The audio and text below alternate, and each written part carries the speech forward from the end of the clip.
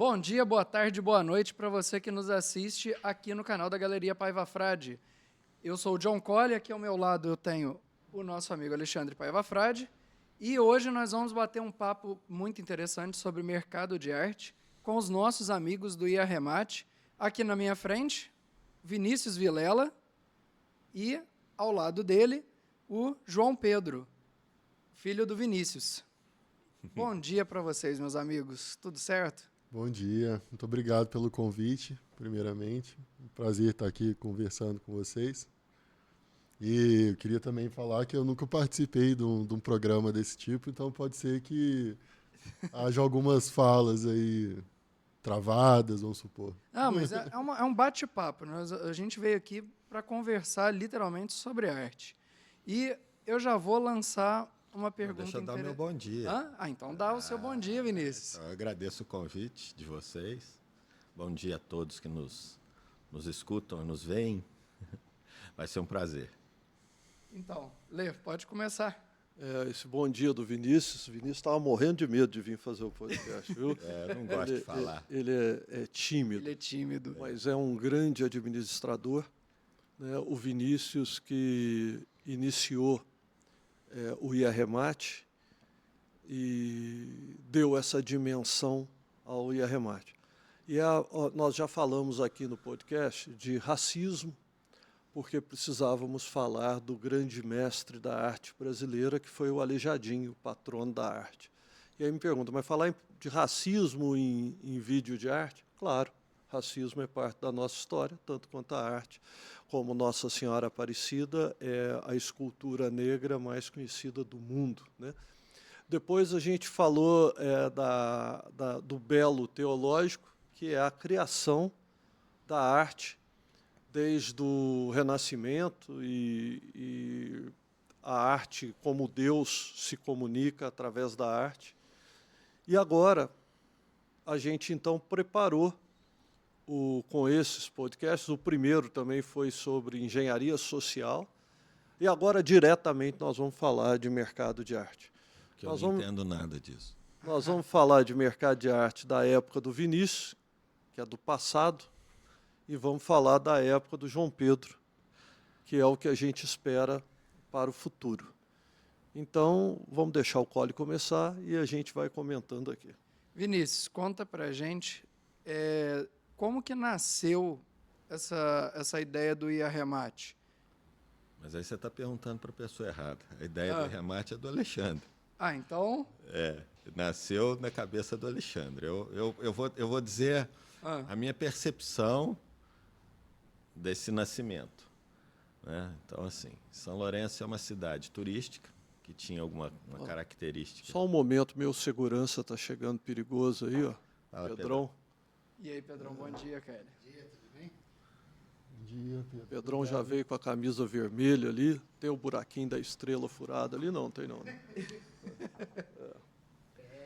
Mas vamos lá. Vamos lá, Então, São Lourenço é uma cidade turística, tinha uma característica de turismo que dava condição para a Paiva Frade e o Alexandre atenderem um segmento mais abastado de turistas que frequentava São Lourenço.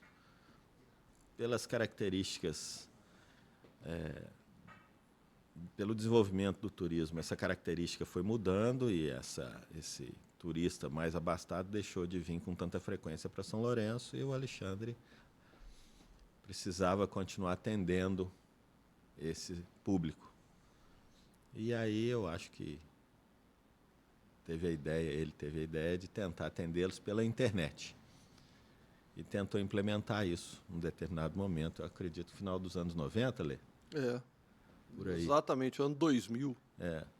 E naquela época a internet não era tão desenvolvida quanto é hoje, né? Então ele teve certas dificuldades e tal, e o projeto ficou parado um tempo.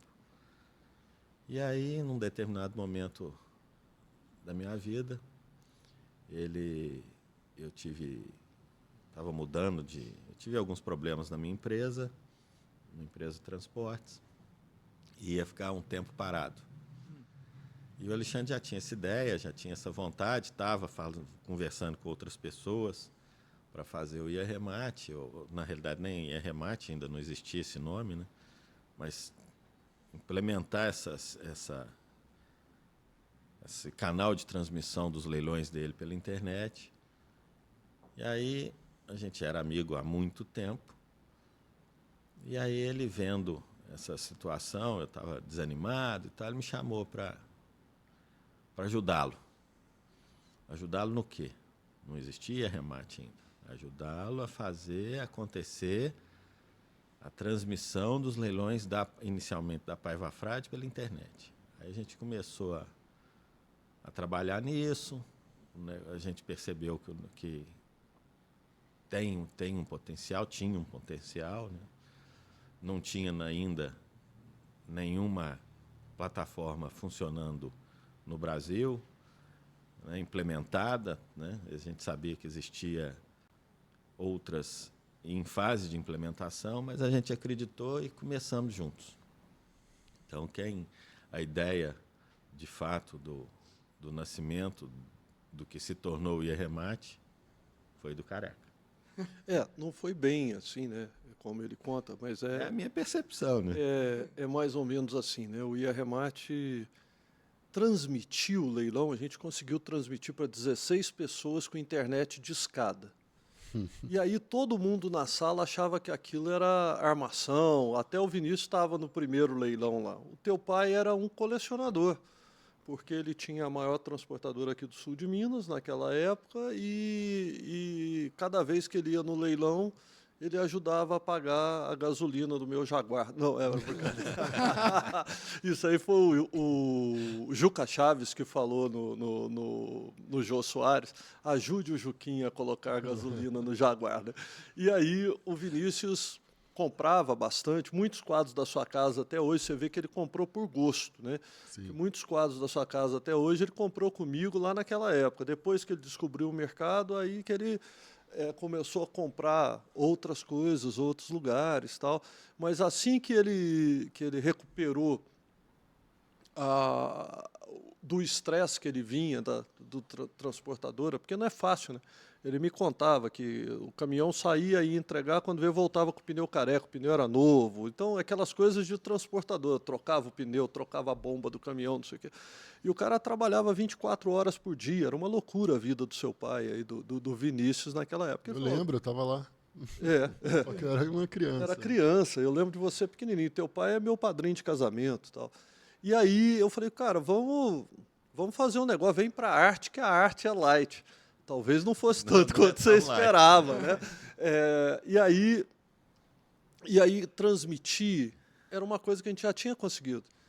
Mas o difícil era administrar. O difícil era ter um negócio em que reunissem todos os concorrentes. E muitos desses concorrentes se viam como adversários.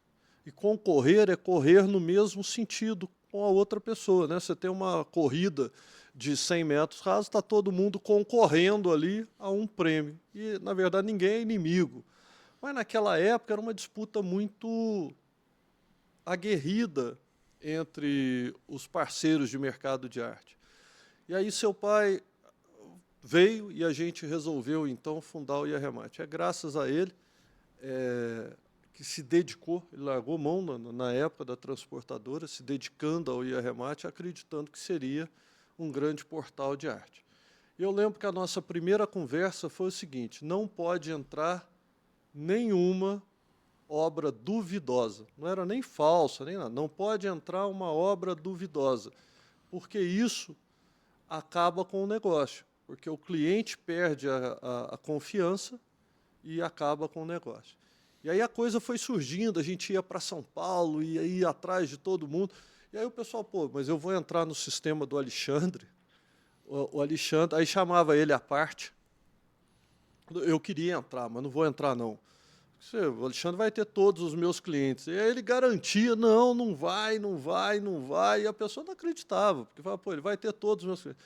A verdade é que a pessoa não tinha percebido que todos teriam os clientes de todos, porque seria um portal. Mas ele achava que ele ia manter os clientes dele, eu ia ter os meus, e o outro ia ter o outro. Na verdade, hoje ninguém tem cliente. O cliente é do IA Remate, e ele escolhe, ele nem é do IA Remate, o cliente é uma pessoa que escolhe onde vai comprar. Acho que o cliente é da arte, né? Digamos da arte, assim. é. E aí ele escolhe onde ele vai. Ele vai comprar em quem ele confia mais, ou quem tem o quadro que ele quer. Exato. Né? Porque não existe dois iguais. Então, apesar que um dia eu vi 2 leilões que tinham 2 quadros idênticos, até comentei com o Vinícius, foi lá e pediu para tirar um quadro lá e tal. Mas é porque o artista faz isso. Muitas vezes o artista pinta o mesmo lugar, várias vezes, né? Mas, assim, então... Aí eu tenho um quadro igualzinho da Simone Ribeiro, 2. Mas aí é culpa tua. Furou um quadro na transportadora, ele falou que sumiu o quadro, ela fez outro de presente para ele, e ele achou o quadro. Aí eu vou devolver. Ela falou, não quero, né? Agora eu te dei de presente. Então, foi isso. Mas, assim... Então... E ficou legal, porque ele ia pôr na quina da parede. Numa quina, um de frente para o outro. E acabou não colocando, mas aquilo ia ficar muito legal.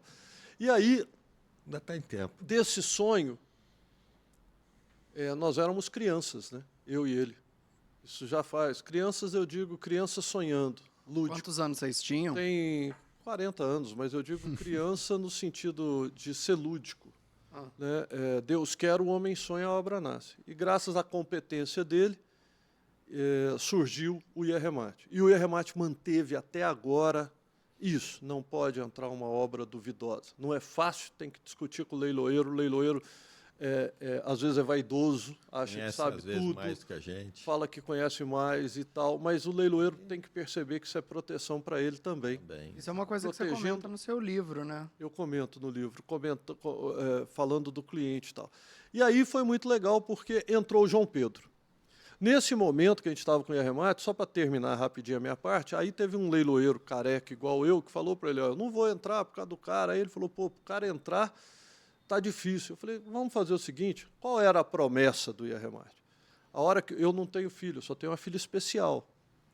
Então, eu não tenho herança para quem deixar, não tenho nada. Eu tenho a minha filha que eu só peço a Deus que eu faleça um dia depois dela para cuidar dela até o fim da minha vida. Só isso. Aí a promessa era que eu fiz para o seu pai e para sua mãe. A minha parte, quando eu morrer, vai ser do João Pedro e do Paulo Lourenço, que são os 2 filhos do Vinícius. Tá bom? Tá bom. Só que aí eu falei, é melhor morrer logo, porque senão não entra o restante dos clientes, né? E aí eu saí do IA Remate total, né? Não tem acesso a absolutamente nada. E aí a gente chamou vocês para saber de você, João Pedro. Você hoje é o administrador do IA Remate, junto com seu pai em termos, mas você que vem dando a nova cara do IA Remate. O que é o novo IA Remate? O que vai ser o IA Remate no futuro? Cara, que pergunta difícil, hein? Uma pressão aqui agora, porque como eu entrei no IA Remate faz pouco tempo, relativamente, assim, porque eu sou formado em publicidade e propaganda e por conta da pandemia, a gente, que começou durante o meu curso, eu voltei para São Lourenço, eu morava fora, em Poços de Caldas, e aí eu voltei para São Lourenço, não tinha mais aula, e aí eu comecei a trabalhar com freelance, né, de design, de marketing digital, esse tipo de coisa, e aí eu comecei a atender o IA Remate dessa maneira, primeiro. Então a gente começou mudando o jeito que o IA Remate fala com as pessoas. E por 1 ou 2 anos eu fiquei assim, não era muito inserido, sabe? Era uma coisa mais como se eu fosse, sei lá, só um social media. Eu atendia outras pessoas também. E aí eu me formei, voltei para São Lourenço oficialmente, e aí eu comecei a trabalhar mais de uma maneira presencial no IA Remate, 100% focado no IA Remate. E o que eu vejo para o futuro do IA Remate não é uma coisa que é revolucionária em relação ao próprio IA Remate, nenhuma mudança de 180 graus, porque não precisa revolucionar uma coisa que estava certa. Então era mais uma questão de fazer ajustes no branding, na comunicação entre as galerias e a gente, na organização interna da nossa equipe de atendimento às galerias e às casas de leilão e aos clientes do IA Remate por telefone. Então, antes, há uns 3 anos atrás, eu acho, 2, a gente tinha uma equipe bem reduzida, que centralizava tudo no Leandro, que trabalhava com a gente. E hoje nós já temos uma equipe que é 5 vezes maior do que a que tinha antes. E isso tudo, eu acho que para garantir a qualidade das coisas, do atendimento e das coisas online, que as pessoas estão acostumadas, na verdade, em outros nichos. Porque o digital chegou primeiro no varejo, né, o e-commerce, assim, as pessoas que vendem essas coisas que não são arte. E o mercado de arte, pelo próprio perfil, eu acho, do colecionador, do entusiasta, da pessoa que compra arte, são pessoas um pouco mais velhas. Então, elas estavam chegando agora no comércio digital. Agora, né, alguns anos atrás. Então, a gente precisava levar o IRMAT para esses padrões que o resto do mercado digital já estava acostumado a operar, assim, com uma equipe grande, atendendo na hora, aceitando o cadastro e confirmando quase na hora, coisa que antes demorava quase 2 dias. Então, foi mais uma atualização nesse sentido. E mantendo também, como você disse, né, dos princípios iniciais do IRMAT, que seria com relação à veracidade das obras, de sempre estar levando muito a sério a questão do acervo que a gente disponibiliza na plataforma. Mas você falou que você está dando uma nova forma como o IAREMAT se comunica.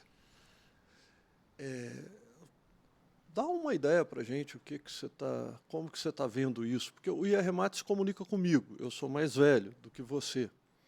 Mas o seu pai, outro dia, me falou que a sua geração, e uma antes da sua, que você está com 30, mais ou menos, 29. 29, eu estou com 53. Então, vamos falar, a de 35 a 40 anos, hoje são grandes compradores no IAREMAT. Hoje são. E como que como que você se comunica com eles? Como que você vê o futuro disso, entendeu? Porque eu ouvi de um marchand que o mercado de arte um dia, até estava nós dois juntos, um dos maiores marchands do Brasil, o mercado vai acabar.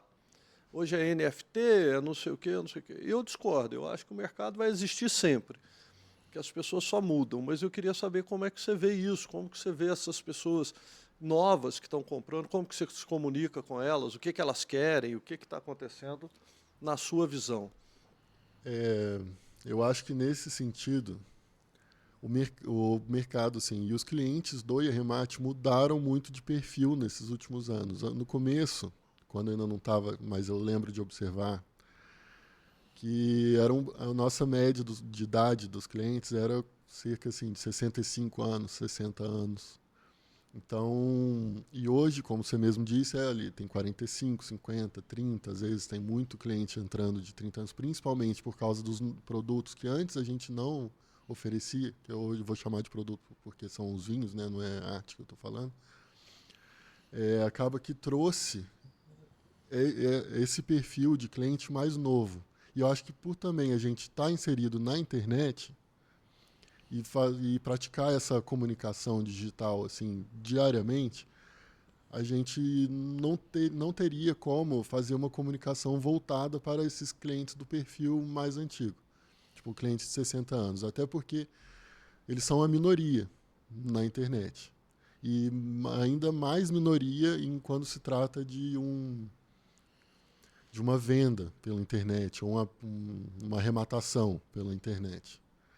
Então, a gente mudou a comunicação para atingir as pessoas certas nos lugares certos. Então, por exemplo, não adianta eu querer me comunicar de uma maneira mais clássica para pessoas que estão acostumadas a ver conteúdos ali de 30 segundos, de 1 minuto. Ou então... eu acho que é mais nesse sentido, porque e aí a gente procura atingir as pessoas no meio onde elas estão. Então hoje a gente tem o TikTok, mas aí no TikTok a gente visa, né, pegar esse mercado do futuro, porque as pessoas envelhecem, né? Hoje quem tem 18 anos, daqui a 10 anos pode ser um colecionador. Enquanto ele tem 18, é improvável que ele se torne um consumidor de arte. Mas a gente meio que adota essa estratégia como se fosse não sei, um funil, assim, onde a gente tenta ir amadurecendo todos os públicos para que, no final, eles se tornem uma pessoa apreciadora de arte. Interesse. Sim. A gente tem que levar em consideração também o fato que ocorreu, que acelerou o processo, né? A pandemia acelerou demais o processo de amadurecimento do IEREMAT e do mercado de arte online, né? Porque a partir do momento que você não tinha opção mais do leilão presencial, e O digital virou obrigatório. E o consumo de arte, até pela condição da pessoa, está em casa, está convivendo com aquela decoração que ela já tinha há muito tempo, aí ela quis renovar e tal. Então, aqueceu bastante o mercado. Então, amadureceu muito rapidamente, né? Eu acho que a gente teve aí um salto de 10 anos, aproximadamente, 8, 10 anos, em 2 anos. Ô Vinícius, você dizia uma coisa, você sempre me disse isso. Você nunca teve vontade de ser o maior, mas você queria ser o mais confiável do mercado de arte, né? Porque o maior é muito caro. Você falava para mim, Alexandre, você tem uma mala direta enorme, então uma ação que você vai fazer e aquela mala direta talvez não represente, porque ela é muito fragmentada, muito tipo de cliente. Aquele negócio de antes meu Deus, eu esqueci o nome, do Data Lake. Isso. Antes disso, que era aquela comunicação em massa, né? Você mandava o e-mail assim para Deus, só que custa caro, né, para você mandar. E você queria ser o mais confiável do mercado. E a gente sabe que, conversando com o colecionador, um atrás do outro, eu ouço assim aqui, eu só compro se for pelo IEREMAT. Então, isso você conseguiu? Qual é a tua visão sobre isso? Continua a mesma? O que você... Eu acho que uma empresa tem que definir os seus diferenciais estratégicos, né? E aí, dentro desse contexto, eu acho que foi natural, né? Natural pela característica nossa, quando começamos, né? Pessoal, uma característica pessoal sua, uma característica pessoal minha, da gente querer fazer o melhor possível, fazer seriamente, não era uma aventura. Então, por essa característica, a empresa acabou tomando essa característica para si, né? De ser um canal comprometido com o que faz, pensamento de longo prazo, e ser, como, né, a gente tenta, você falou, ser o mais confiável. A gente trabalha realmente, efetivamente, cotidianamente para isso. Então, esse é um valor que a gente tem em mais alta conta. Isso foi assim, eu acho que isso que levou a gente para o patamar que a gente está hoje, deu condição da gente, na medida do possível, se especializar, e eu acho que é o que vai garantir a nossa longevidade, né? Porque a gente trabalha num mercado que não é escalável, você não tem... A arte, infelizmente, não é de consumo popular, né? Então, a gente tem que prezar para essa gama de clientes, colecionadores que a gente tem que dar muita segurança para eles, para que a gente não perca nenhum, porque a reposição é muito difícil, não é fácil, não é barato. Então, eu acho que isso é um diferencial do IEREMAT. E tem dado certo. Eu aproveitar o que o Alexandre falou na pergunta anterior, aproveitar e dar meus 2 centavos de contribuição sobre esse assunto, que um colega seu disse que o mercado de arte iria acabar. Eu acho muito pouco provável que isso aconteça, por alguns fatores. Diferente do consumo das mídias, como era antigamente, por exemplo, um LP e um DVD, certo? Você tem produção massiva dessas mídias. Isso aqui que está aqui em volta, você não tem uma produção massiva. São coisas exclusivas. E o comércio, na minha humilde opinião, não tem como acabar, porque esse pessoal que pintou essas obras aqui em volta, hoje eles são comercializados, eles são adquiridos na posição de grandes mestres do seu tempo. O pessoal que pinta hoje, que produz arte hoje, daqui a 50, 60, 70 anos, muito além do nosso tempo de vida, eles vão ser os grandes clássicos do futuro. E vai ter que ter um mercado para que isso passe de mão em mão, do mesmo jeito que era feito 100 anos, 200 anos atrás, como é feito hoje em dia. Por isso que eu acho pouco provável que isso vá acontecer. Eu concordo com você nesse porque a gente sentido. vive numa época que existem várias tecnologias que eles chamam de disruptivas, né? Em vários segmentos, né?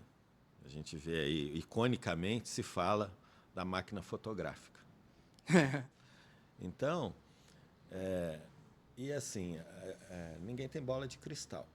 Então, o que cada um faz, aí quando veio a pandemia, aí veio esse mercado de NFT, que seria um mundo paralelo e tal, baseado nisso tudo, as pessoas montaram cenários de futuro. E aí, dentro de alguns dos cenários que as pessoas montaram, o mercado de arte não vai existir mais.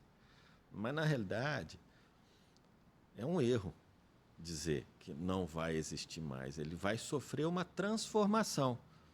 Mas isso é natural.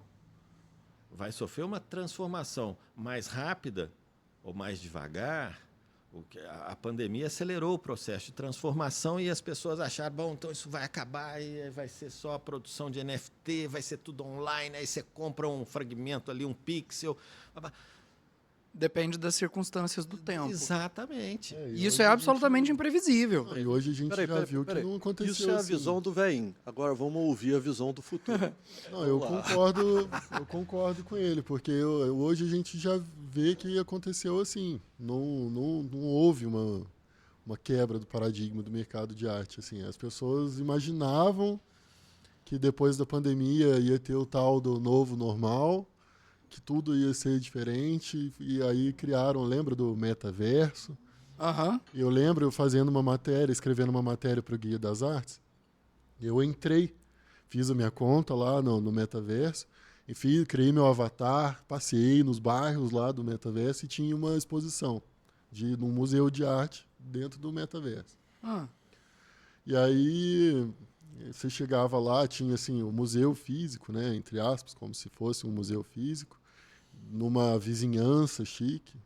Tinha até a casa do Snoop Dogg, que acho que era o bem digital mais valorizado da época.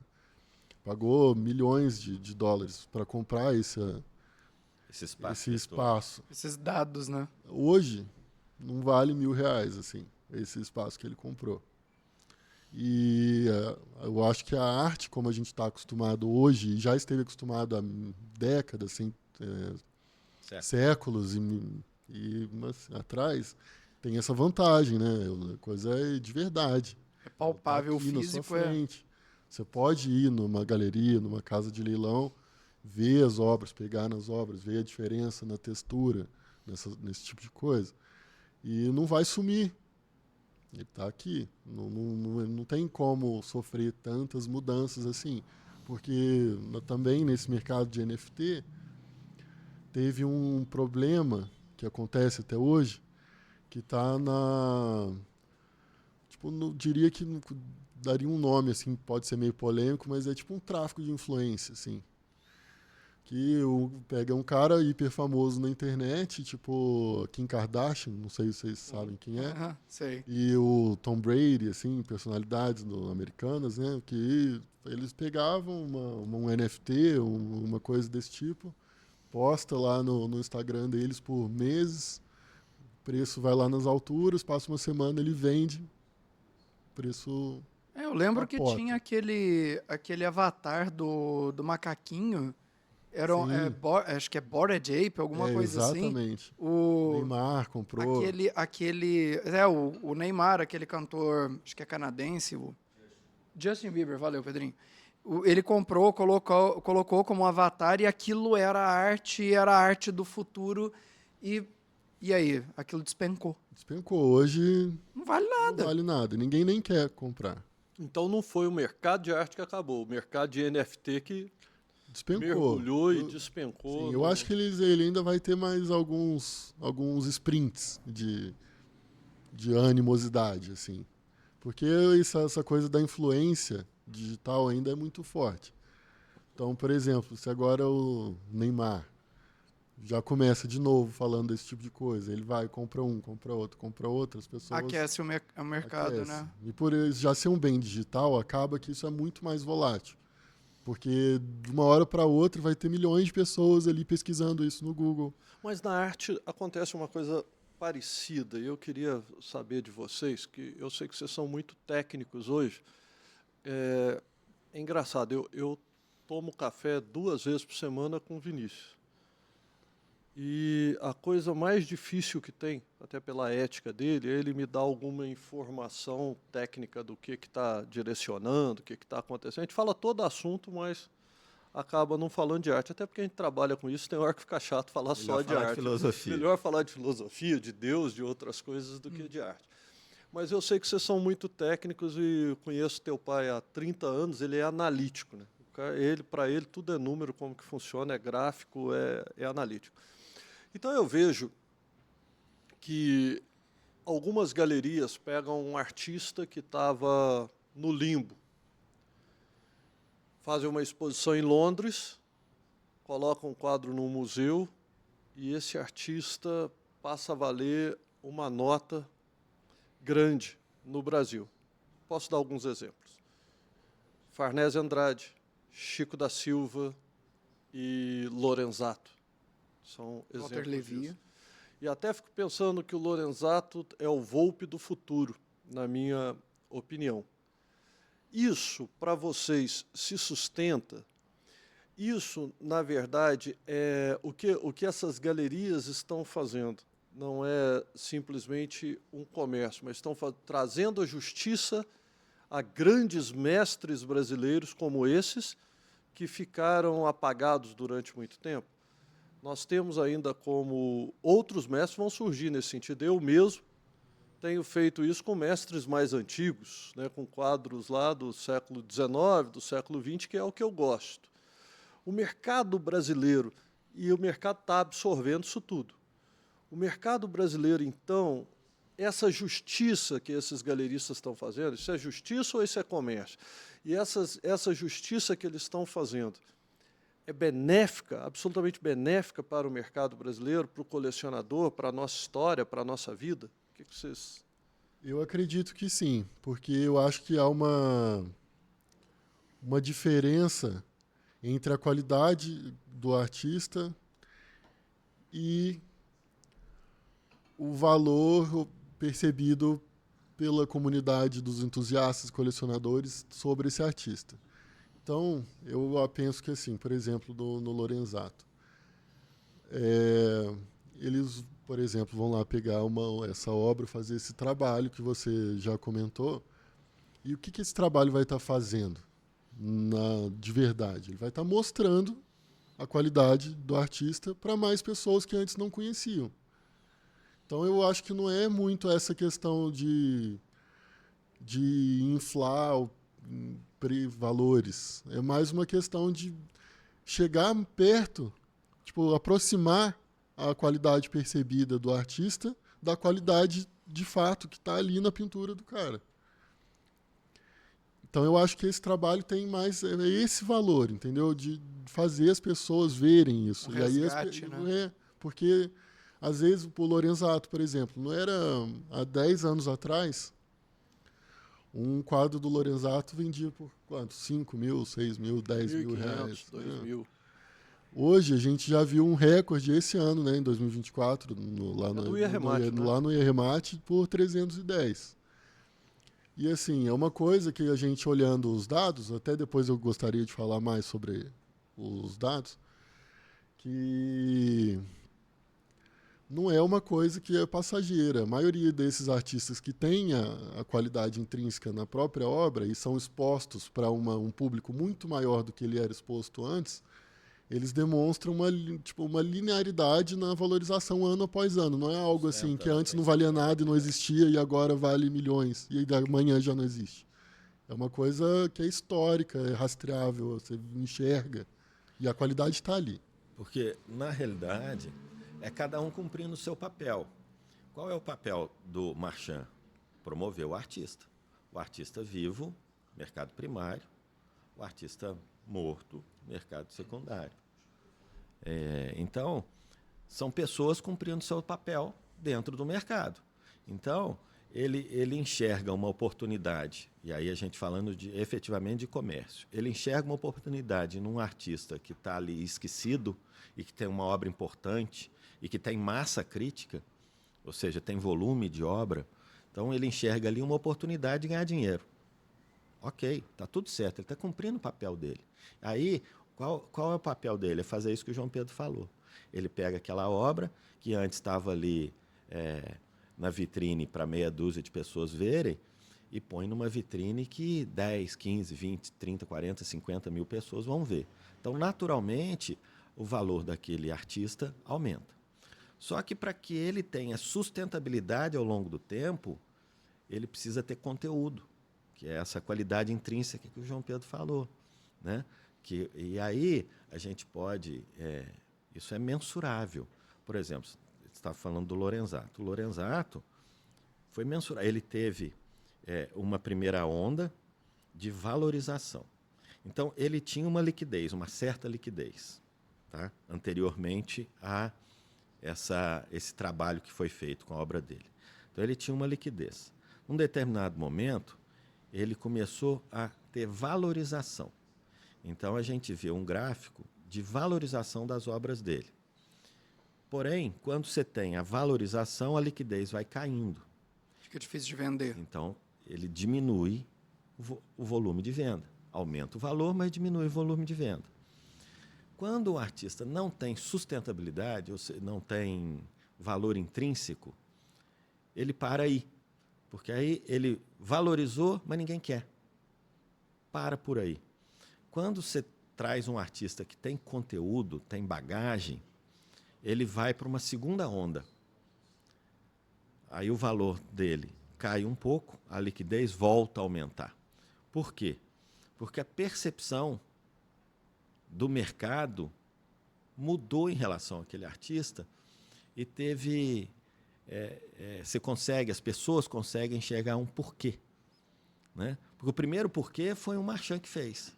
Mas a partir desse primeiro start, ninguém consegue controlar absolutamente tudo. Não é o marchand que consegue fazer com que isso aconteça, mesmo que sejam vários marchands. Mas o mercado é muito grande, então você não controla tudo.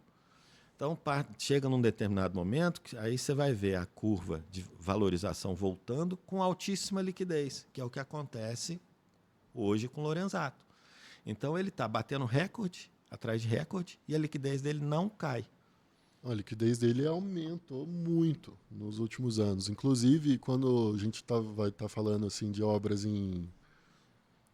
Não lembro se é gravura sobre metal, não lembro exatamente qual é a técnica. A liquidez dele é 100% no IRMAT. Todos os quadros dessa técnica do Lorenzato, além de terem uma índice de valorização gigante, ainda vendem 100% deles. Então, Só tem um ponto que eu discordo do Vinícius com relação ao que você falou, que é o ninguém quer. Só discordo com relação a isso. Por quê? Por exemplo, a gente gravou um vídeo esses dias aí para trás e o Alexandre citou Leonardo da Vinci. E foi um quadro dele de Jesus, foi leiloado, foi uma obra que chegou acho que foi a obra mais cara a ser vendida em um leilão. Aí eu pensei o seguinte, ninguém quer ou pouquíssimas pessoas é que podem comprar aquilo que está sendo vendido. Ele tem uma liquidez baixa, mas é porque ninguém quer ou porque as pessoas não podem pagar por aquilo e aquilo é Mas raro? quando eu falei isso, foi dentro de um contexto de comparação de um com o outro. Né? Quando você faz análise de dados, você não olha um único dado. Então, o que eu disse foi, quando você tem aumento de preço com queda de liquidez, aquilo te mostra uma tendência.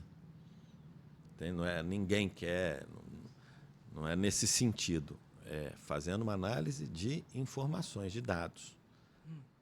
Entendeu? Para você, a partir dos dados, montar a sua percepção.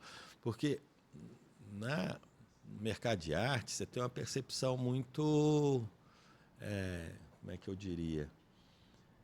É difícil uma palavra, mas você busca fazer a percepção do artista pela história, pela quantidade de museu que tem a obra, né, características da pintura dele, prêmios e tal, blá, blá. A partir disso, você monta a sua percepção. A gente vive numa plataforma que faz leilões e que gera dados. Então, eu gosto de olhar tudo isso transformado em dados, em números. Entende? Então, partindo dessa premissa que você fala, não é ninguém quer. Porque às vezes não quer naquele momento, né? Tá esquecido, não é percebido. E às vezes a pessoa que quer não foi alcançada com a comunicação. Porque sempre alguém vai querer, mas às vezes você não consegue atingir a pessoa certa para aquele quadro. Eu acredito que todo quadro tem um dono. Seja porque a informação não chegou ou porque a pessoa não dispõe dos recursos. Na hora. O João Pedro deu uma informação aqui muito interessante que eu ficava olhando, né? Eu peguei uma época, na década de 80, que Batista da Costa, o mais caro que eu vi sendo vendido, equivalia naquela época a 200 e poucos mil dólares. Era um quadro excepcional. Mas depois, a arte acadêmica no Brasil, ela veio num decréscimo, né, como uma espiral, parece que é uma espiral mesmo. Ela foi, chegou lá embaixo. E agora ela começa a subir de novo. Se a gente observar, por exemplo, a Paiva Frade tem um leilão que vai ter um Vitor Meirelles. Vitor Meirelles, todas as obras dele, grande parte das obras dele, aí a pessoa tem que assistir aí o vídeo do Vitor Meirelles para entender. O Vitor Meirelles foi um pintor de Dom Pedro II que foi boicotado pela República. Mas mesmo assim, ao invés dele ir pintar quadro para vender, ele fez panorâmicas. Aonde é o restaurante Albamar, no Rio de Janeiro, ali era uma panorâmica do Vitor Meirelles. Então, ali ficava um quadro de 115 metros por 14,5 metros de altura e que ficava a pessoa no centro, girando num sistema mecânico, vendo 360 graus do Rio de Janeiro. Então, era o cinema da época. Ao invés dele pintar para vender, ele fez o cinema. Todas essas obras se perderam no Museu da Quinta da Boa Vista, não quando pegou fogo, mas em 1910, quando foram reformar, colocaram para fora, o sol veio, destruiu tudo, o sol e a chuva. Quer dizer, a ignorância mata a genialidade. E aí sobraram deles, salvo engano, são 8 no Museu Nacional e mais algumas obras. E aí entrou uma obra no meu leilão agora, vai entrar, né, no próximo, tal, 300 mil reais. Quanto você acha que vale? É difícil. É difícil. Porque eu acho que vale, a minha opinião, que vale 1,5 milhão, 2 milhões. Porque foi o maior artista do Império no Brasil. Eu tive assim, né? Eu fui numa crescente. Vanguard, Batista da Costa, o quadro que ele ganhou medalha de ouro, os bocetos dele. Depois Van Garter, no outro leilão, um quadro extraordinário. Depois Almeida Júnior, num outro leilão, que vendeu por 600 mil reais, e até então não vendia nem por 350, já chegou a 600. Aí no outro leilão, eu falei, eu fico reclamando para o seu pai, o que eu vou ter no próximo leilão, não tenho nada, não sei o quê. Mas agora eu depois que fiquei bem religioso, eu acredito que Deus faz tudo, né? Aí veio um Pedro Américo. Aí o Pedro Américo bombou também. E o irmão dele também, né? E o irmão dele, Francisco. Eu falei, agora não tem mais nada. Agora acabou, cheguei no Pedro Américo. Quem é maior do que Pedro Américo? Maior não, mas igual ao Pedro Américo, Vitor Meirelles. Mas Vitor Meirelles deve existir esse quadro.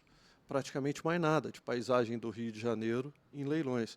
E ele foi de uma importante coleção do Rio de Janeiro, tal, do Dr. Sérgio, uma coleção, uma das mais importantes coleções do Brasil, de figura pública, tal, e vem a leilão.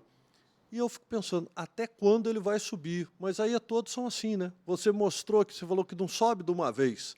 E é verdade, o mercado acadêmico também está decolando, né, no Brasil. Será que nós estamos fazendo jus de novo? Nós estamos virando o mercado? Será que o IAREMAT veio para isso, para ampliar o número de pessoas e realmente virar mercado? Porque nos leilões internacionais, o Vinícius fala muito, que a obrigação do leiloeiro é lutar a favor do mercado, é fazer o preço das obras subirem. Não é leilão para liquidar a obra, muito pelo contrário. A Sotheby's faz obra subir, a Christie's faz obra subir. Todos os grandes leilões mundiais que são sucesso hoje fazem as obras subirem e não as obras caírem, né? E durante um tempo, e em alguns leilões, houve essa depreciação. Né? Eu quero barato, porque barato vende, barato vende. Ninguém compra um apartamento para vender mais barato amanhã. Então, os leilões lutavam contra o mercado com essa força de tentar depreciar tudo. Né? A percepção de um leilão é que é uma oportunidade. Né? A pessoa vai num leilão em busca de uma oportunidade, o que não é mentira. Mas a gente tem que entender que o leilão é uma oportunidade de você comprar uma obra que naturalmente não estaria à venda. Essa é a grande oportunidade. E ela é única. Não existe duas obras iguais daquele artista que pintou aquele. Entendeu? Então, esta é a grande oportunidade. Não é uma oportunidade de valor. Não é um mercado de descontos. Né? É um saldão. Não é. Não é. Você não vai achar um Vitor Meirelles a partir do momento que esquina. você tirou aquele quadro da sua parede, você não coloca outro igual. Ah, não vai mesmo. Não tem, não existe. Passou para a parede de outra pessoa, acabou. E é por isso que eu acho que o mercado de arte nunca vai acabar. Então quer dizer, e o papel, eu acho que o papel do IAREMAT, o papel das casas de leilão que compõem o IAREMAT, é defender esta bandeira. Porque, de fato, é o que é. Né? Porque a partir do momento que a gente trabalha com o mercado secundário, então são obras que o artista já não produz mais. Vai chegar no momento, ou você tem ou você não tem, porque não tem produção mais. Como é que é o termo que a Simone falou? falou? Então é sempre um bom negócio comprar obra de arte. É sempre um bom negócio comprar boa obra de arte. Sempre um bom negócio. Em qualquer momento. Em qualquer momento. Como é que é o seja termo acadêmico, seja contemporâneo, seja... Na minha opinião, Eu gostei. Como é que é o termo que a Simone fala? É obra fechada? Obra fechada. Com a obra fechada, o mercado inteiro fala. O João Pedro disse que queria falar mais de números. Fala pra gente, João Pedro. Quando a gente estava... Só um minuto. É que o João Pedro, ele falou que ele é formado em propaganda e publicidade, mas ele primeiro, ele teve no INSPER, em São Paulo. Aí que sai essas coisas dos números, de análise, de planilha, disso tudo. Não, na verdade, sai mais do meu pai mesmo. Eu acho que eu fui puxando mais pelo meu pai, porque o INSPER não me convenceu, não. Mas no INSPER a ideia também era do teu pai, eu participava daquilo, eu nunca vi, meu filho é economista, né? E você é um artista, ele é bonitão, é o contrário do pai, bonito, é tudo. E hoje, esse podcast, eu garanto que as moças da nossa cidade todas vão assistir, tá? O João Pedro aqui. A Flor chama ele de Viking. É o Viking mesmo, mas ele... E aí o João Pedro, ele também depois teve um tempinho em arquitetura e foi para propaganda e marketing. Então ele, além de analisar os números, como o pai e como do INSPER, ele tem esse lado criativo da propaganda e do marketing. Então eu só estou dando esse briefing aqui do panorama de quem é o João Pedro, né? Não é o filho do Vinícius, que chegou para assumir porque é filho do Vinícius. Não é nada disso. Existe uma competência. O João Pedro chegou para assumir porque ele se preparou para assumir. E a ideia do teu pai realmente é que a cada dia você assuma mais o IAREMAT e vá trabalhando para ele poder tomar café comigo. É isso aí, entendeu? Em Paris, no Debagô.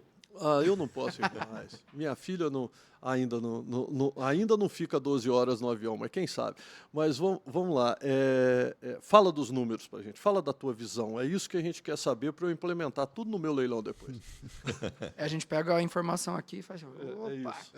Assim como o meu pai estava falando, que ele corrigiu ali o comentário do Cole com relação aos números, é que assim, se a gente pegar... Assim, primeiro, o IRMAT ele tem uma base de dados que eu tenho acesso porque eu trabalho no IRMAT, né? Mas as pessoas não têm acesso. Que ele pegou... Eu daria um dente da frente para ter acesso a isso, viu? Talvez só? futuramente você possa dar. Um dente da frente.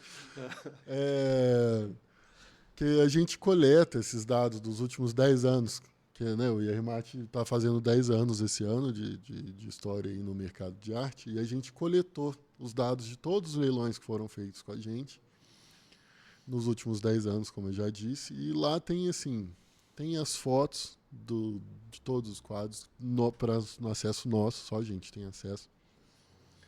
Nós temos um histórico de preços, um histórico de quantidade de lances, coisas nesse sentido que nos permitem gerar alguns índices, que é como eu citei anteriormente, tipo, por exemplo, o índice de liquidez, um índice de valorização, um índice de valorização geral sobre a base, índice de valorização mínima sobre a base, vários indicadores.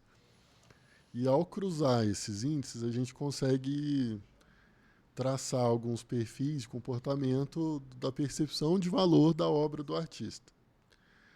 E aí a gente até chegou a desenvolver um trabalho com o INSPER na época, para trazer essas análises do mercado financeiro, que eles já estavam acostumados lá, que são os ases, né, do mercado financeiro.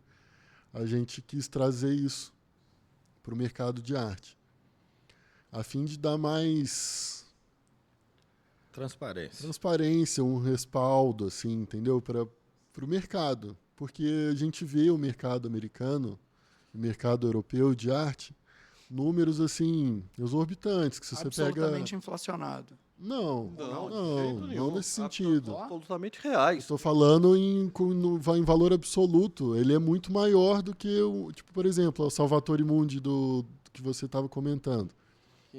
450 milhões de dólares, mais as taxas. Isso aí é mais do que o mercado de arte brasileiro inteiro, praticamente. Uma obra. E eu acho que assim, não é porque o Da Vinci pintava muito melhor do que qualquer brasileiro, ou porque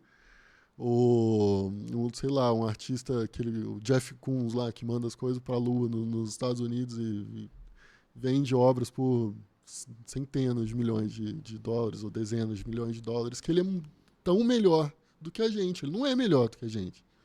Os nossos artistas são tão bons ou melhores do que os deles.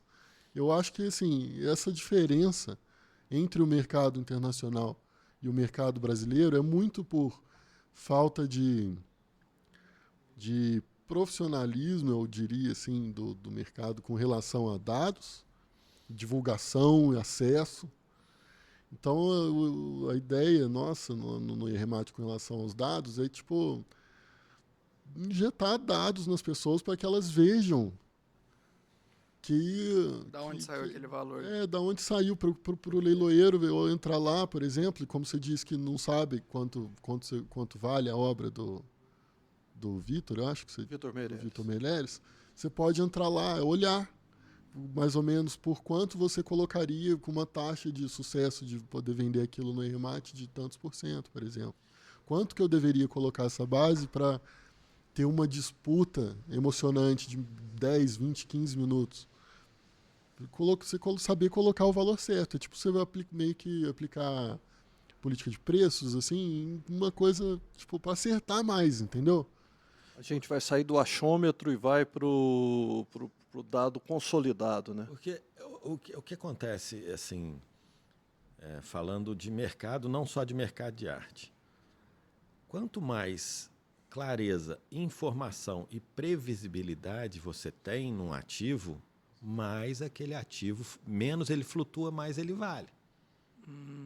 Então, se a gente olhar para o mercado secundário de arte como um mercado de ativos, quanto mais previsibilidade, quanto mais transparência, quanto mais informação, quanto mais dados você tiver para tomar decisão, menos risco você corre. É mais confiável. Aí você torna aquilo mais confiável e automaticamente vai valer mais. É uma visão É mais fácil também de você mercadológica. decidir.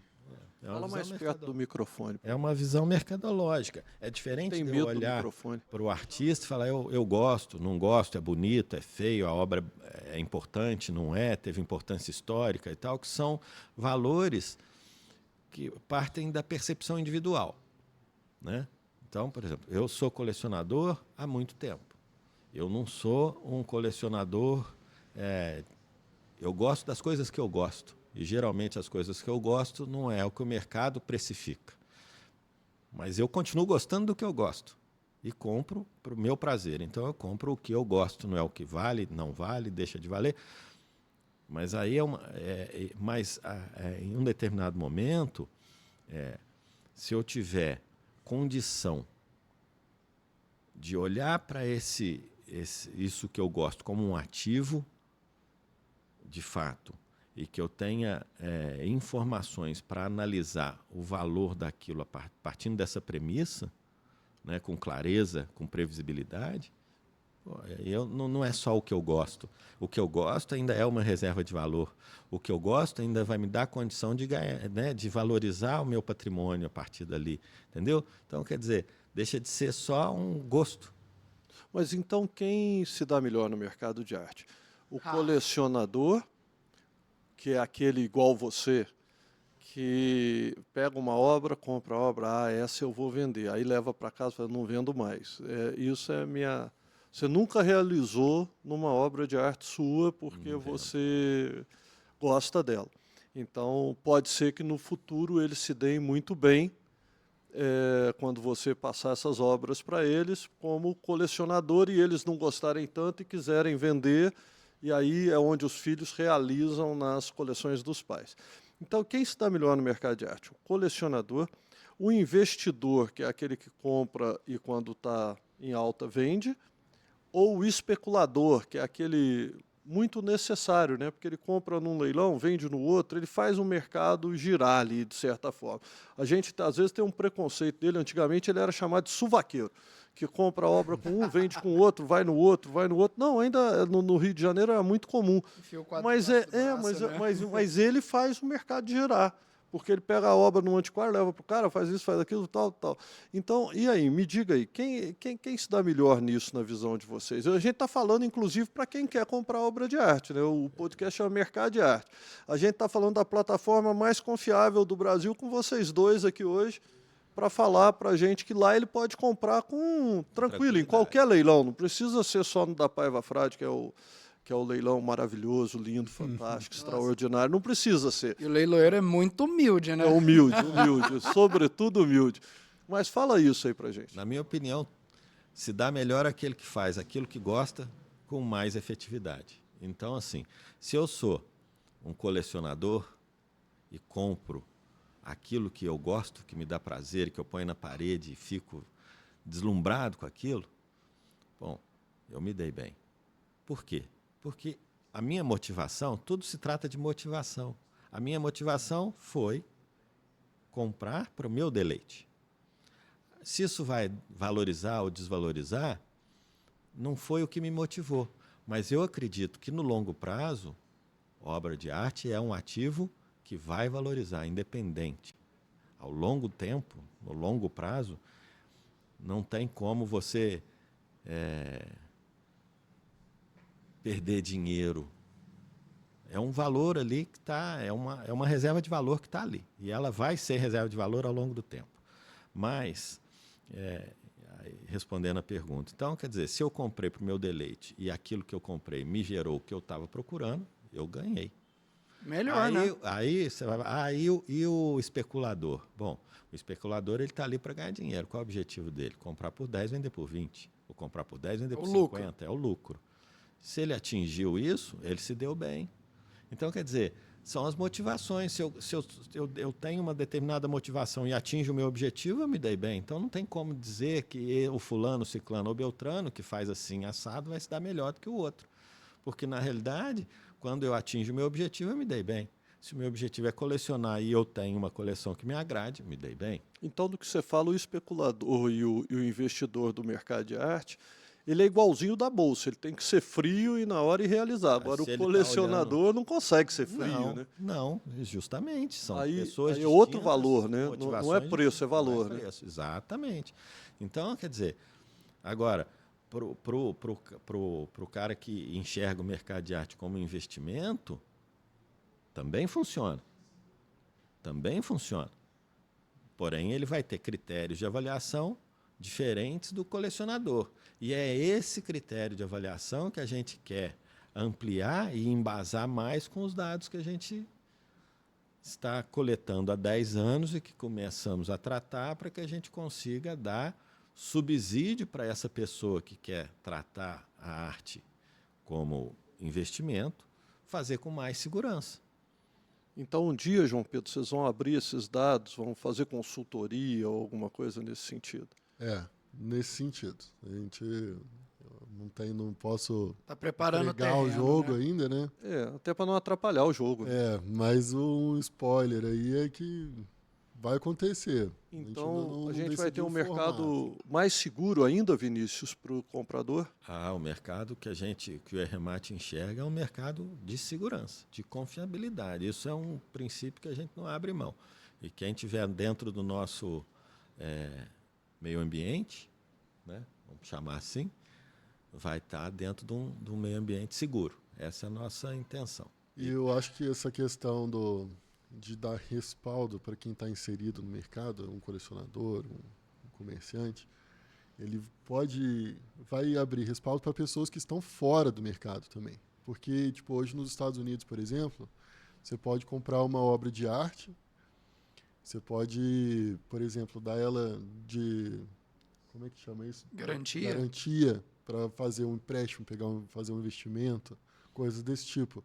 Que no Brasil hoje não é feito. Tipo, você não pode... Não sei se não pode, mas eu acredito que seja difícil. É difícil. Você chegar com um quadro, por exemplo, e oferecer lá como garantia para tirar um empréstimo no banco de sei lá quantos milhões para reinvestir na sua empresa, por exemplo. E é incrível isso, porque até a criptomoeda hoje, se você quiser alugar DFI, você aluga acreditando uma criptomoeda lá, um Ethereum, e aluga o DFI para você fazer o que achar necessário, né? Mas o mercado de arte não. Mas aí é exatamente por isso, porque o valor é subjetivo, né? Só que... Aí, a hora que vocês colocarem o valor como real, ele deixa de ser subjetivo. E assim, aí o mercado vai ficar... A gente espera, né? A gente torce. É com esse motivo que a gente está fazendo isso. É que o mercado cresça muito. Muito, porque imagina, olha, tem quantas pessoas hoje na Bolsa de Valores brasileiros? Tem 5 milhões, se eu não me engano, na última propaganda lá da Empíricos que eu vi, eu acho que era alguma coisa nesse sentido. E são pessoas que estão ali atrás de, sei lá o quê, de ganhar dinheiro, por exemplo. E o mercado de arte, a gente deve ter 10% disso. Nem isso. No mercado como um todo. Então, o crescimento...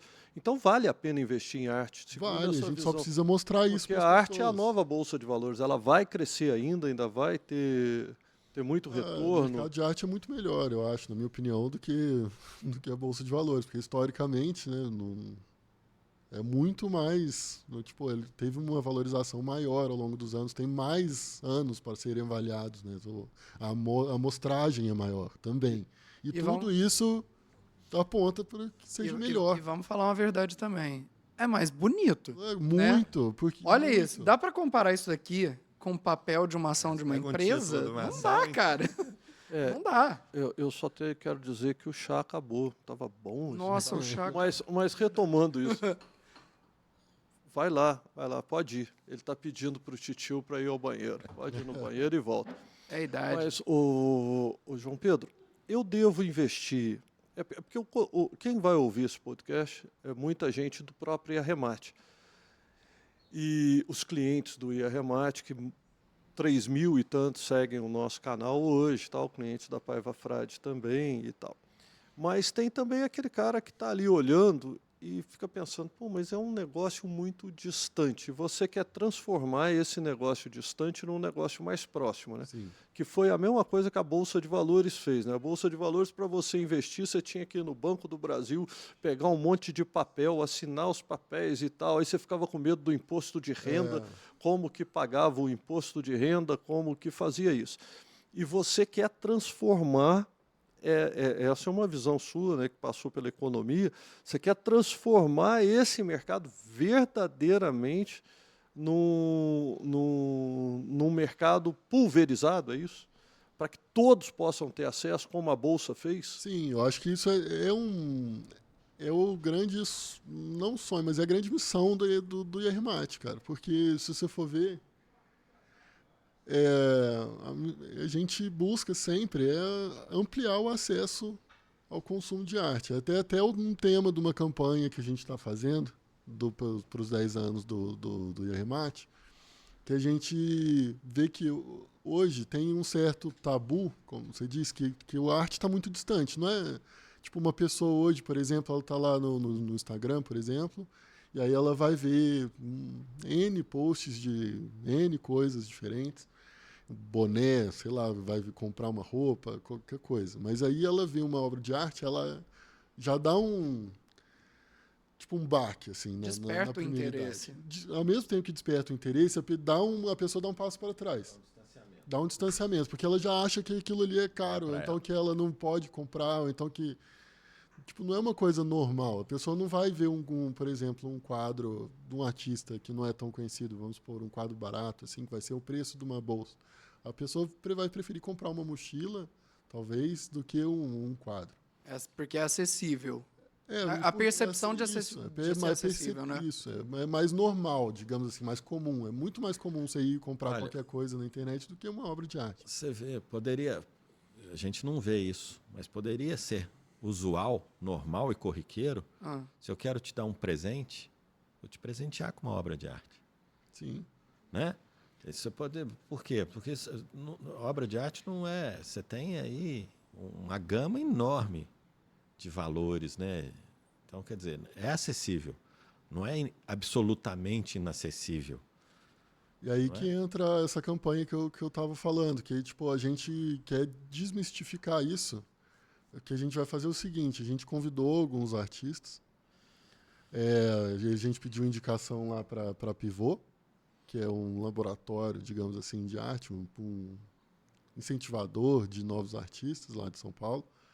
E aí eles nos passaram uma lista de artistas que a gente entrou em contato, e aí a ideia é meio que desmistificar a compra de uma obra de arte. Então a gente pegou esses caras que fazem uma produção clássica, tipo um quadro, uma escultura, e aí a gente vai produzir, junto com ele, uma obra de arte licenciada, como um múltiplo, né, licenciado pelo artista, pelo IRMAT, e aí esse múltiplo vai ser aplicado tipo, por exemplo, uma eco bag, um casaco, uma camiseta, um boné, ou que o artista preferir, que ele acha que combine mais com a produção dele. E aí essa peça mais corriqueira, que não seria considerada uma obra de arte, vai ser licenciada como uma obra de arte. Então o seu boné vai ser um múltiplo, ele vai ser uma obra de arte. Sua eco bag, a mesma coisa. Então é para a gente fazer as pessoas entenderem que do mesmo jeito que ela vai comprar uma camiseta para dar de presente para a mãe dela no Dia das Mães aí que está chegando, ela poderia comprar uma obra de arte para dar para a mãe dela. É interessante pensar alguma coisa, que a pessoa sempre pensa em obra de arte como aquilo que teu pai falou que vai realizar um dia. Por isso que eu falo sempre do colecionador e do investidor. Porque esse pensamento é do investidor. O colecionador é inerente a ele. Né? Ele compra uma obra de arte porque ele compra. Igual uma mulher compra uma bolsa e ela não espera que aquela bolsa vá valorizar. Ela vai utilizar aquela bolsa, ela vai se embelezar com aquela bolsa e depois vai jogar a bolsa fora. A obra de arte ainda tem o fator de não jogá-la fora nunca. Porque você vai embelezar a sua casa, você vai embelezar a sua vida, você vai embelezar o seu espírito com aquilo, né? E a bolsa você joga fora, ou vende a 10% do preço num brechó. E a obra de arte ainda te permite o risco de você vender muito mais caro. Só um exemplo muito rápido, o Jambogit, ele observou naquela época os modernistas brasileiros que não valiam nada. Comprou Tarsila do Amaral, comprou essas coisas todas, que valiam 10 mil reais, 5 mil, 2 mil, ele foi comprando aquelas coisas. E hoje ele tem, a viúva, ela tem uma coleção de milhões de reais. Aí teve aí na televisão agora, infelizmente a filha faleceu e tal, mas foram milhões de reais porque ele teve aquela visão. Mas ele não comprou aquelas obras que eram as melhores para vender, ele comprou para ele. E aí que eu pergunto, né, quando eu falo assim do investidor e do colecionador, porque o Jambogit era os três. Ele era o especulador, que comprava e vendia, ele era o investidor, que comprava, esperava valorizar um pouquinho, fazia uma exposição, criava e vendia, e ele era o colecionador. Aonde ele se deu melhor foi na de colecionador. A família dele, que era uma família que ele veio para o Brasil, ele e a sua segunda geração, ele veio para o Brasil pobre, sem um centavo, chegou no Rio de Janeiro, dormiu na praia de Copacabana, foi recebido pela comunidade da qual ele faz parte, alguns ajudaram, e ele se transformou no marchand, ele é romeno, se transformou no marchand, que hoje, em uma geração, ele fez a família milionária com a coleção. Até sabemos aí das obras, 75 milhões, parece que foi vendida uma obra da Tarsila para o Malba, na Argentina. Então, é sempre interessante o mercado de arte, você ganha quando você não quer ganhar. Quando você pensa em ganhar, você se torna empregado do mercado de arte. Mas quando você compra, como teu pai compra, como outras pessoas compram, se 10% da coleção dele valorizar igual a coleção do Jambogit, imagina o quanto rico vocês serão no futuro. Eu acho que a pessoa que compra dessa maneira, ela tem uma vantagem ali, porque ela não está buscando um resultado. E aí fica mais fácil dela ver a qualidade do artista. E aí, com os anos, conforme os anos forem passando, a qualidade vai se tornar cada vez, se ela estiver ali, vai se tornar cada vez mais óbvia. E aí o quadro vai valorizar. Então, aquele artista que ainda, Vinícius, essa pergunta é para você. Você coleciona um artista cinético brasileiro que ele ainda não valorizou, que nós dois gostamos muito. Então, não, né? nós dois não, nós três. Eu, infelizmente, ainda não tenho condição de comprar um desse. Que, aliás, Já tem eu me considero um pequeno colecionador. Mas pede de por Natal. culpa tua, aliás, por culpa sua. O Vinícius. É de Natal pro seu padrinho. Mas esse artista, um dia, vou citar muito rápido, eu estava com o pintor Benigno numa cafeteria, chegou uma senhora e pediu um café para ele, um dinheirinho para comprar uma coisa. Ele saiu, foi até a quitanda, comprou um tanto de coisa, comprou frango, comprou um tanto de coisa, voltou e deu de presente para essa senhora. Eu falei, nossa, Benigno, que ato bonito. Ele falou, esse dinheiro não era meu, ele só está mal distribuído, ele está comigo agora. Esse dinheiro é para todos, é para Deus, tal. Naquela época ele tinha essa visão e ele deu, eu fiquei encantado com aquela visão dele naquele dia.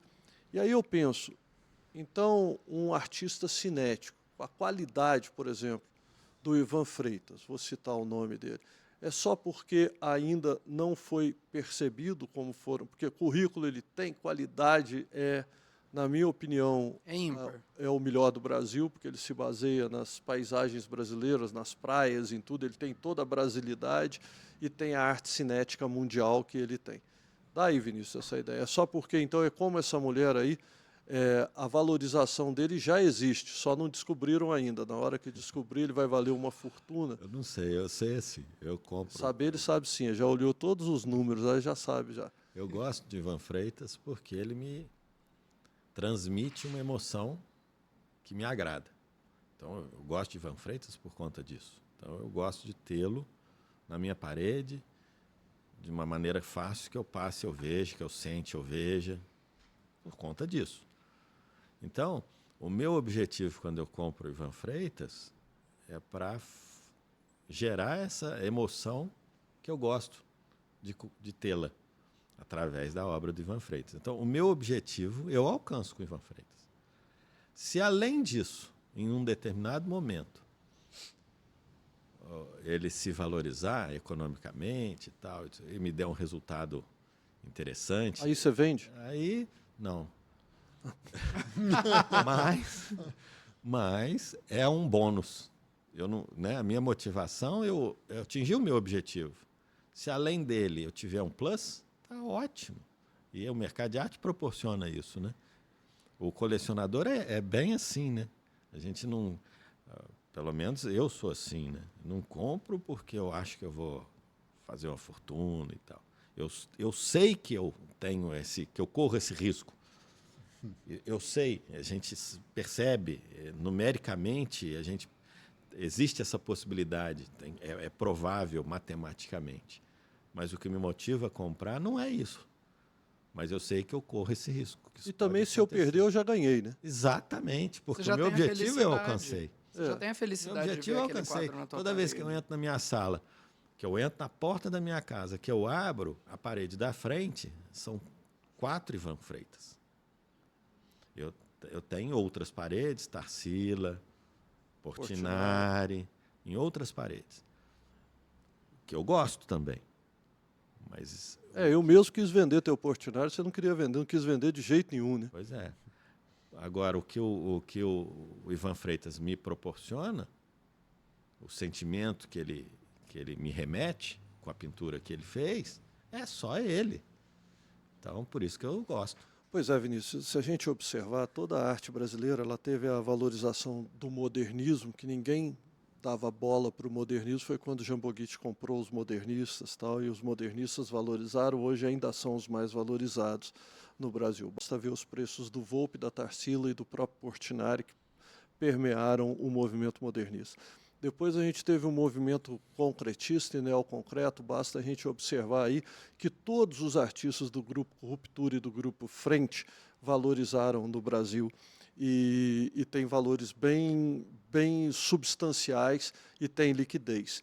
E aí depois vem o neoconcreto, e basta também a gente observar ali Lígia Clark, o Amilcar de Castro, esses grandes artistas que também valorizaram. E do grupo cinético, só valorizou um, que foi o Palatinic.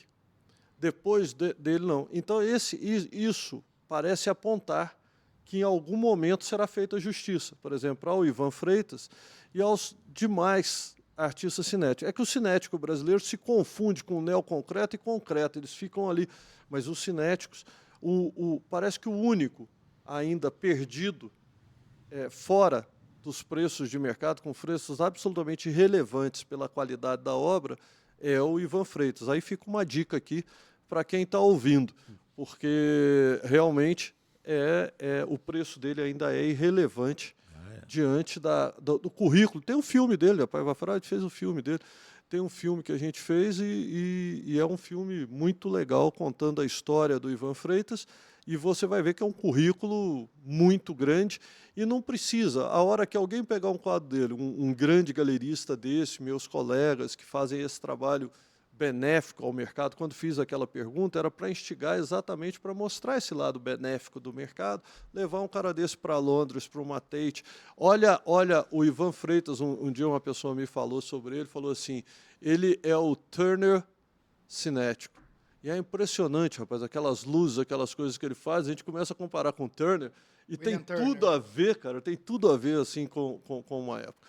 Mas eu faz 1h10, mais ou menos, que nós estamos falando de mercado de arte.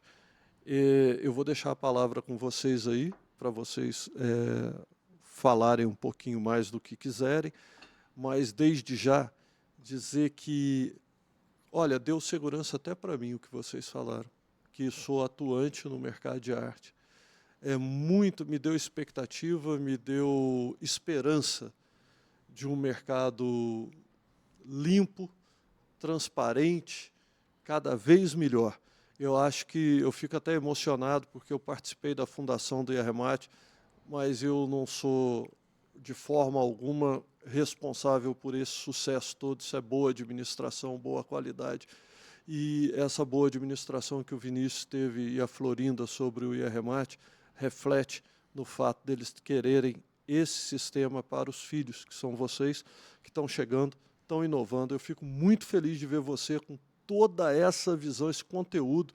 Ainda quero trazer o teu irmão aqui um dia, junto com a sua mãe, porque ao lado artístico, intelectual, teu irmão é escritor, ele está fazendo o currículo de mais de 2.000 artistas e se dedica. O que o Itaú fez, né, com o Itaú Cultural, com aquele tanto de artistas, ele está fazendo sozinho. Sim. Não, e cada texto, não é assim que impressiona só pelo número, cada texto já é fantástico, né? Ele estuda capricha pra individualmente cada artista. E eu e ele nos damos muito bem, porque eu gosto muito de pesquisar tal, e dei alguns caminhos para ele e já percebi que ele usou os meus caminhos e mais alguns, até porque vocês têm que ser melhores que a gente, porque vocês são mais nós. Vocês vão pegar a nossa bagagem, mais a bagagem de vocês. Então, até eu falava muito para o seu pai que eu queria ser filho do Mazinho.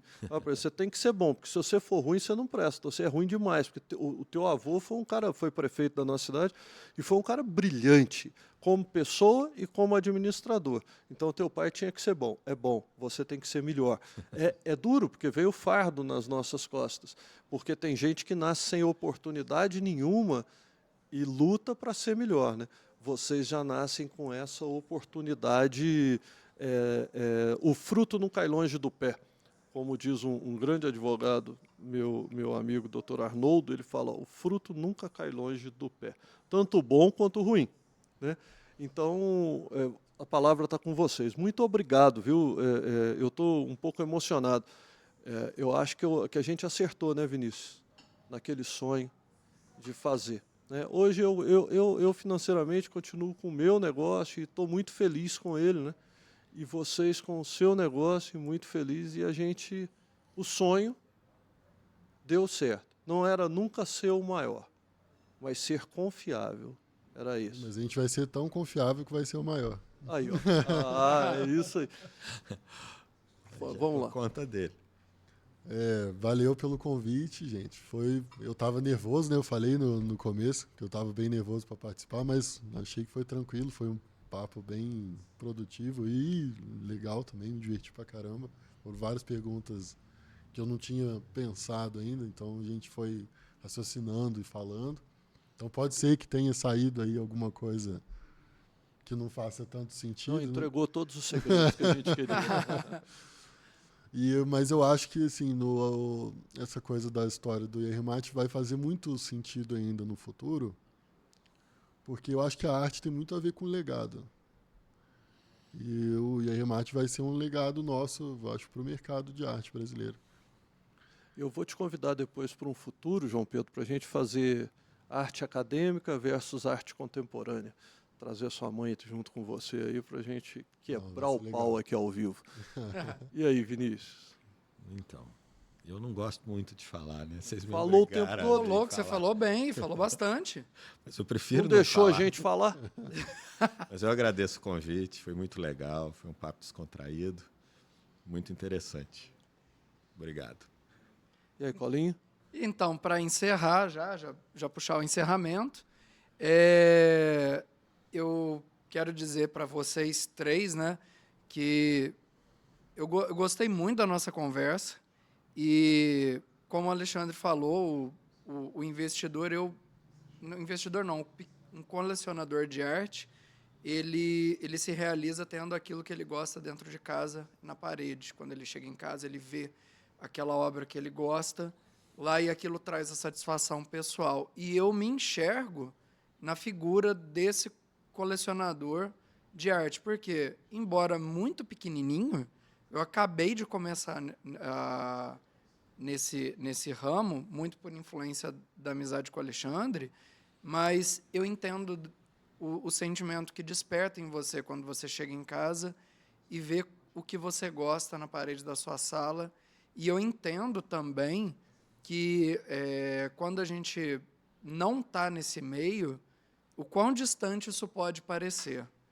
E eu pude perceber que, entrando nisso, que isso não é distante.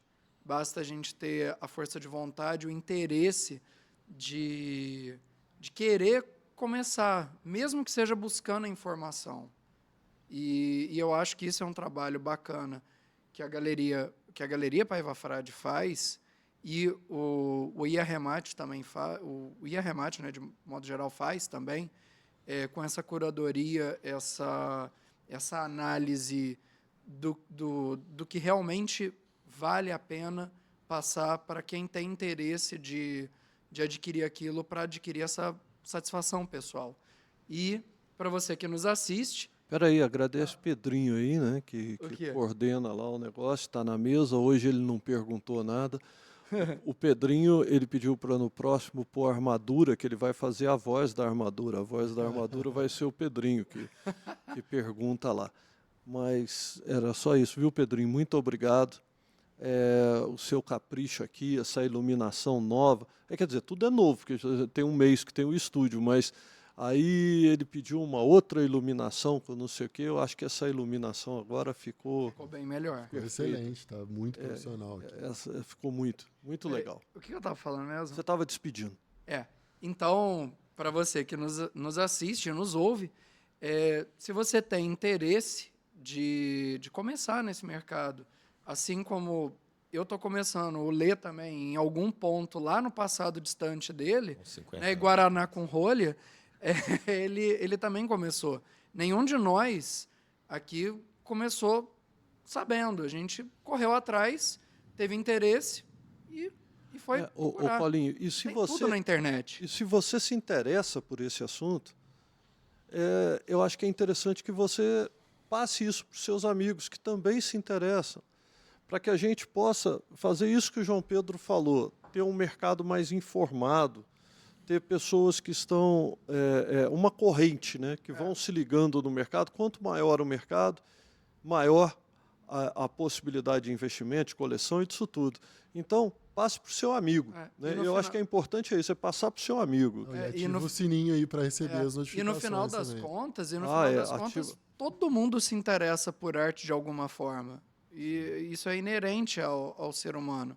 E como o João falou, se você gostou do nosso programa, curta aqui embaixo em algum ponto aqui, né? Se inscreva no canal, ative o sininho para as notificações quando a gente publicar, e para você receber esse conteúdo que não é porque eu participo, mas é de qualidade. Tem todo um estudo, tem toda uma preparação para a gente apresentar isso aqui para vocês. Então, é isso. Muito obrigado pela sua audiência, pela sua paciência, e nos vemos no próximo programa. Muito obrigado, pessoal, e até a próxima. Tchau!